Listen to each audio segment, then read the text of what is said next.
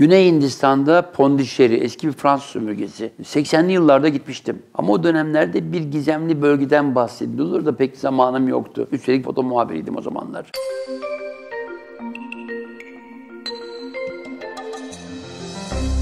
90'lı yılların sonunda arkadaşım Gökhan Acun'la beraber bu bölgeye yaptığım yolculukta tıpkı 51. bölge gibi dünya için, o bölgede yaşayanlar için bayağı ilginç, bayağı gizemli, esrarengiz bir bölge çıktı karşıma. Büyük bir alan ve alanın ortasında bir küre. Üstelik benim gittiğim tarihlerde yarısına kadar altınla kaplanmış.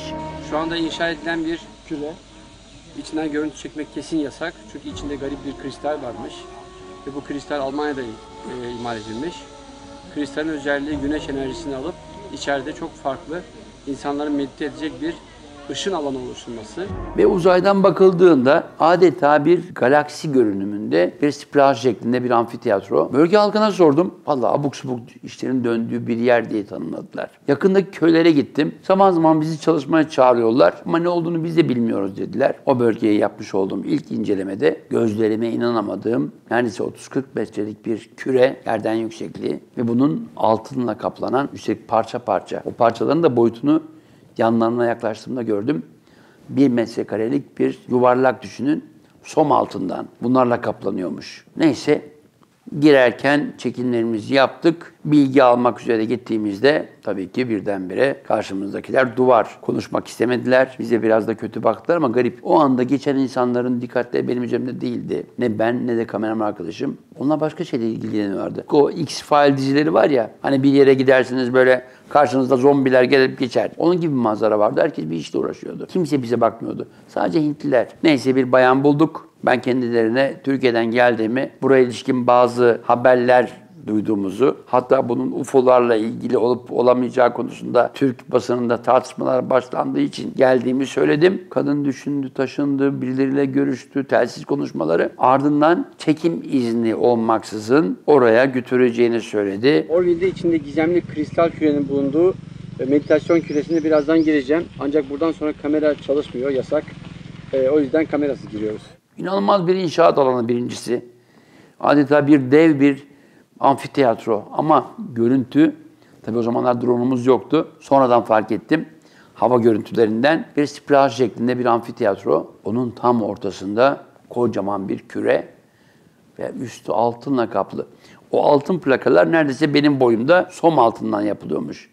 Maliyetini bilmiyorum. Neyse hanımefendi bana biraz açıklama yaptı. Felsefenin temeli 1900 başlarında ortaya çıkıyor. Bir guru, onun Osmanlı pasaport taşıyan Mısırlı bir Musevi eşi. Bunlar böyle bir inanç topluluğu oluşturmak istiyorlar. Bir yer arıyorlar ama bu yer ancak 60'lı yıllarda Hindistan'da, Pondicherry'de Hindistan hükümetinin kendilerine verdiği bir arazide hayata geçiriliyor. Amaç ne? Ağızlarından duymadım.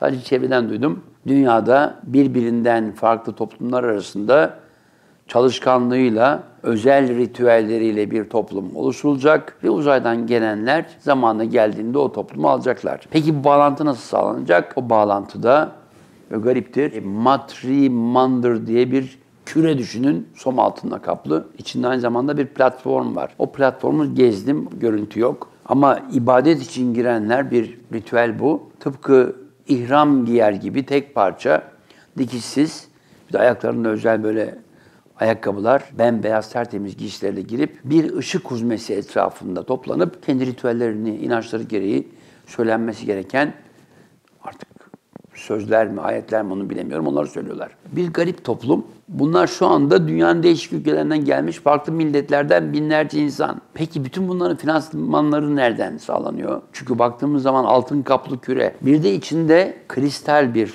küre. Hem tepede hem yerde. Özel bir ayna sistemi. Bizim malum şu Leica var ya, onun firması Lights'a yapılmış bir kristal küre. O zamanki maliyetini sordum. 400.000 marktı. Yani mark olduğu dönemde.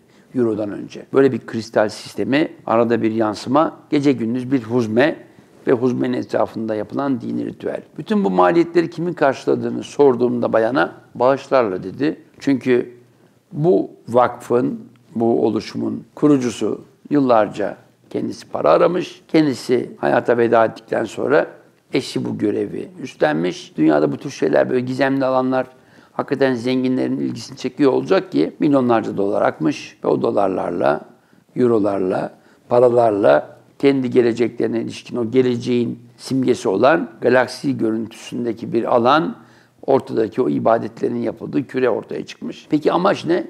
Amaç, demin de dediğim gibi uzaydan bizi almaya geldiklerinde bir hazır toplum bulmak. Peki şu anda ne yapıyorlar? Aynı yere gitmedim. Gidenler varsa taze bilgiye de ihtiyacım var. Ama gördüğüm kadarıyla Hindistan'ın çok değişik yerlerinde buranın Auroville'in ürettiği organik yiyecekler, çaylar, kahveler, baharatların dışında sentetik olmayan organik giysiler, kumaşlar satılıyor.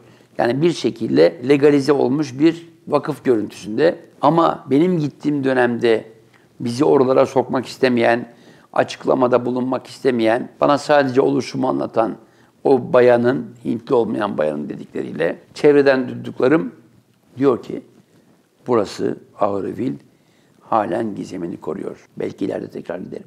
Yeni videolarımızı bekleyin. Tabii ki bu arada yorumlarınızı, önerilerinizi, eleştirilerinizi, hatta varsa bir takım böyle başka ülkeler, ilginç mekanlar, buna ilişkin taleplerinizi bekliyorum. Tabii ki yine abonelerle. Görüşmek üzere.